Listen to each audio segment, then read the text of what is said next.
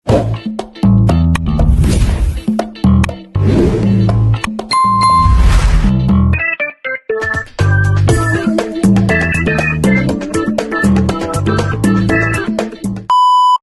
teman-teman, selamat datang di video pembelajaran pendidikan Pancasila. Hari ini kita akan menjelajahi sebuah topik seru, yaitu hubungan Pancasila dengan peraturan perundang-undangan.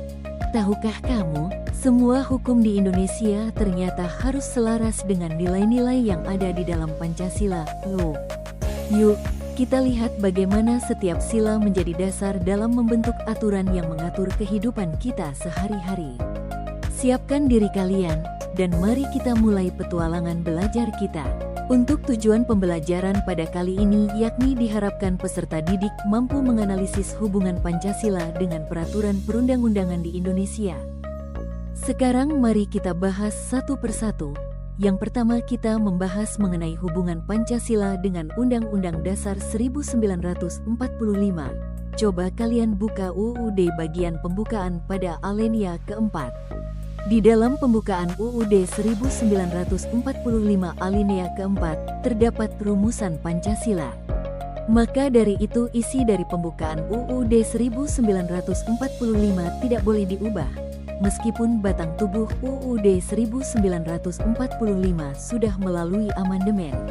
Pembukaan UUD 1945 alinea keempat memuat rumusan Pancasila sebagai dasar negara. Karena Pancasila berada di dalam pembukaan, maka pembukaan UUD 1945 memiliki kedudukan yang sangat fundamental dalam sistem ketatanegaraan Indonesia. Pembukaan tidak hanya menjadi pengantar, tetapi menjadi status fundamental norm atau norma dasar yang menjadi sumber dari segala peraturan hukum di Indonesia. Oleh sebab itu, pembukaan UUD 1945 tidak boleh diubah dalam kondisi apapun. Mengubah pembukaan berarti mengubah dasar negara, tujuan nasional, dan jati diri konstitusional bangsa. Hal ini berbeda dengan batang tubuh UUD 1945, yakni pasal-pasal yang mengatur struktur ketatanegaraan dan teknis penyelenggaraan negara. Bagian batang tubuh boleh diamandemen dan memang telah mengalami 4 kali amandemen, tahun 1999 sampai tahun 2002, untuk menyesuaikan kebutuhan negara dan perkembangan zaman. Pancasila sering disebut sebagai sumber dari segala sumber hukum yang melandasi UUD 1945, sebagai hukum tertinggi di Indonesia. Artinya, setiap materi muatan UUD 1945 tidak boleh bertentangan dengan nilai-nilai yang terkandung dalam Pancasila. Pancasila dan UUD NRI tahun 1945 memiliki hubungan erat yang saling berkaitan dan tidak dapat dipisahkan. Dapat diilustrasikan jika Pancasila itu rohnya, sedangkan UUD 1945 adalah raganya. Perumpamaan Pancasila sebagai roh artinya Pancasila adalah jiwa, makna, dan nilai dasar yang menghidupkan seluruh peraturan perundang-undangan. Sedangkan perumpamaan UUD 1945 sebagai raga artinya UUD menjadi wadah konkret, nyata, di mana tempat nilai-nilai Pancasila diwujudkan dalam bentuk pasal-pasal dan ketentuan hukum. Dari penjelasan tadi, dapat diambil simpulan bahwa hubungan Pancasila dengan pembukaan UUD NRI tahun 1945 merupakan hubungan yang sifatnya formal dan material. Bersifat formal, artinya rumusan Pancasila tercantum pada pembukaan UUD NRI tahun 1945. Sedangkan bersifat material, artinya pembukaan UUD NRI tahun 1945 merupakan kaidah hukum negara yang mana seluruh unsur dan pokok kaidahnya bersumberkan pada Pancasila. Selanjutnya kita akan melihat beberapa pasal dalam UUD 1945 yang mencerminkan nilai Pancasila. Kita mulai dari sila pertama yang berbunyi, Ketuhanan Yang Maha Esa, pasal 29, bab agama. Sila kedua yang berbunyi, Kemanusiaan yang Adil dan Beradab, pasal 28A sampai 28J, bab Hak Asasi Manusia. Sila ketiga yang berbunyi, Persatuan Indonesia, pasal 35-36C, bab bendera, bahasa dan lambang serta lagu kebangsaan. Sila keempat yang berbunyi, kerakyatan yang dipimpin oleh hikmat kebijaksanaan dalam permusyawaratan perwakilan, pasal 22E, bab pemilu. Sila kelima yang berbunyi, keadilan sosial bagi seluruh rakyat Indonesia, pasal 33-34, bab perekonomian sosial dan kesejahteraan sosial.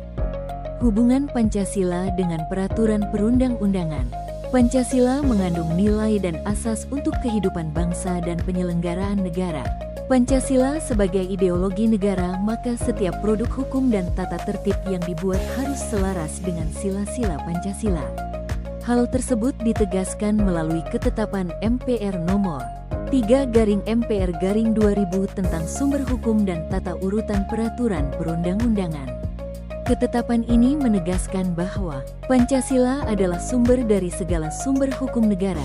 Artinya semua hukum di Indonesia berakar dari nilai-nilai Pancasila. Semua peraturan, mulai dari UUD 1945, undang-undang, hingga peraturan daerah, harus sesuai dengan Pancasila dan tidak boleh bertentangan dengan nilai-nilainya. Selanjutnya, hubungan antara peraturan perundang-undangan dengan Pancasila dan UUD NRI tahun 1945 ialah sebagai berikut. Pertama, semua peraturan perundang-undangan harus merujuk atau bersumberkan kepada Pancasila dan UUD NRI tahun 1945. Dengan demikian, konsekuensinya tidak boleh mengabaikan, apalagi bertentangan dengan Pancasila dan UUD NRI tahun 1945. Kedua, peraturan perundang-undangan yang berada di bawah UUD NRI tahun 1945 harus mengacu pada peraturan di atasnya. Ketiga, isi atau muatan peraturan perundang-undangan harus memenuhi syarat berikut. Harus searah dan mendukung peraturan perundang-undangan yang berada di atasnya. Artinya, setiap peraturan yang dibuat harus sesuai dengan hierarki hukum yang lebih tinggi. Norma hukum yang ada harus dapat dilaksanakan dan memberikan kepastian hukum. Artinya, setiap peraturan yang dibuat harus jelas, tidak menimbulkan penafsiran ganda, dan dapat diterapkan secara nyata di masyarakat. Isi peraturan perundang-undangan harus selaras dengan upaya melayani kepentingan rakyat, memberikan keadilan, dan tidak menimbulkan penyimpangan. Artinya, tujuan akhir dari hukum adalah kesejahteraan dan keadilan bagi rakyat. Setiap undang-undang, peraturan pemerintah, maupun kebijakan publik harus berpihak pada kepentingan umum, bukan pada kelompok tertentu. Selain itu, hukum juga harus mencegah penyalahgunaan kekuasaan dan menjamin bahwa hak-hak masyarakat dilindungi. Nah, itu dia teman-teman. Kita sudah belajar bagaimana Pancasila menjadi dasar dalam setiap peraturan perundang-undangan di Indonesia. Mulai dari nilai kemanusiaan, persatuan, hingga keadilan sosial, semuanya menjadi pedoman dalam membentuk hukum yang mengatur kehidupan kita. Semoga materi ini membuat kamu semakin paham dan semakin cinta dengan Pancasila sebagai jati diri bangsa. Jangan lupa terus belajar, tetap semangat.